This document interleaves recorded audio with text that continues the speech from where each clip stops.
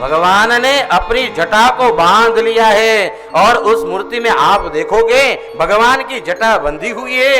क्यों? उसमें गंगा जी विराजमान है। इस पूरी नगरी को ज्ञान गंगा, भक्ति गंगा देने के लिए सोमनाथ से चल के सब लेके आए हैं। मंदाकिनी भक्ति गंगा यानी गंगा का एक नाम मंदाकिनी। देखिए और एक बात बताऊं, आपने सोचा होगा कि ट्रक में ला दिया होता नहीं चलता, क्यों चलते चलते भगवान सबको कष्ट देते देते आए। तो हमारे आनंद निवासी और ये सब ट्रस्टीगण ने सोचा हम तो दर्शन ले, लेकिन जहां जहां ठहरे वहीं की सारी जनता भी भगवान की कृपा प्राप्त करे, चाहे कितना परिश्रम क्यों न हो। अरे यहां से कोई 20 किलोमीटर चल के नहीं जाता, 500 किलोमीटर की यात्रा है, ये कम नहीं। અહીંયાથી કોઈને એમ કીધું જા બસ સ્ટેન્ડેથી દૂધની 2 થેલી લઈએ, પપ્પા બાઈક આપો, શું કે છોકરો બાઈક આપો હું જઈ આવું। આ બધું અઘરું કામ છે, નાના નાના સંકલ્પો નથી। કાલે તમે તમારા ઘરે એક સંકલ્પ કરજો કે આદિયોગીની મૂર્તિ બનાવી છે। ગઈકાલે જ મેં સાંભળ્યું હતું કે આ મૂર્તિ 10 લાખ રૂપિયાના ખર્ચે બની છે। કેટલા? 10 લાખ રૂપિયાના ખર્ચે ખાલી મૂર્તિ બની છે, પણ એને લાવવા, વરઘોડો ફેરવવા આ બહેનોએ કેટલી તૈયારી કરી છે, આ ટ્રસ્ટીઓએ કેટલી તૈયારી કરી છે, આ મંડપ સજાવ્યો, 9 દિવસ મહારાજ આપણે શિવજીની કથા સાંભળવી છે। અરે એના પછી પણ પ્રતિષ્ઠાનો કાર્યક્રમ અને કેટલી કેટલી કેટલી સુવિધાઓ આના પછી થાય છે। કદાચ એક લગ્ન 2 દિવસમાં પતી જતું છે।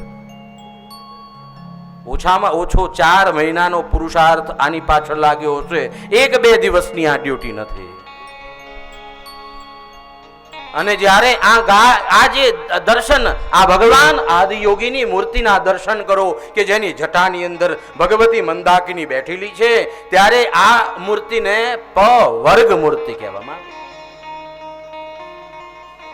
આ મૂર્તિની રચના કેવાથી થઈ? પવર્ગ રચિતા મૂર્તિ।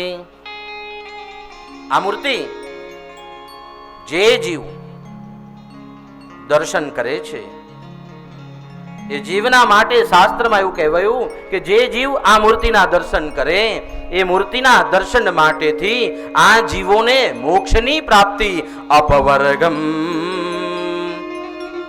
પ્રદાસ્યતિ।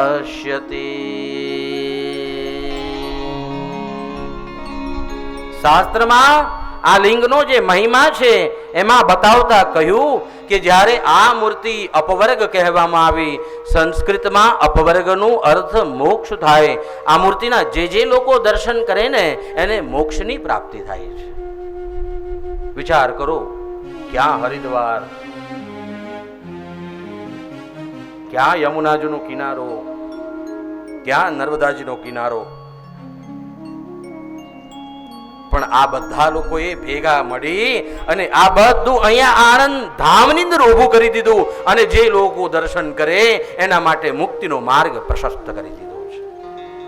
એ આદિયોગીની મૂર્તિ છે, આ સામાન્ય મૂર્તિ નથી ને। શાસ્ત્ર એવું કહે છે કે ઘણા બધા વિષયો એવા છે કે જે સાંભળવા માત્રથી આપણા જીવનનું કલ્યાણ થાય છે। આદિયોગીની મૂર્તિ આવે એટલે એની પાછળ કેટલી બધી સુવિધાઓ કરવી પડે। મંદિરનું નિર્માણ આ બધું સામાન્ય નહોતું, ખર્ચ થાય છે। અને ખર્ચની અંદર પણ કેવું, કોઈ વખત કદાચ ઘરના મૂકવાના થાય તો મૂકીશું, પણ ભગવાનના પ્રસંગમાં કચાશ કરવી નથી, એવો સંકલ્પ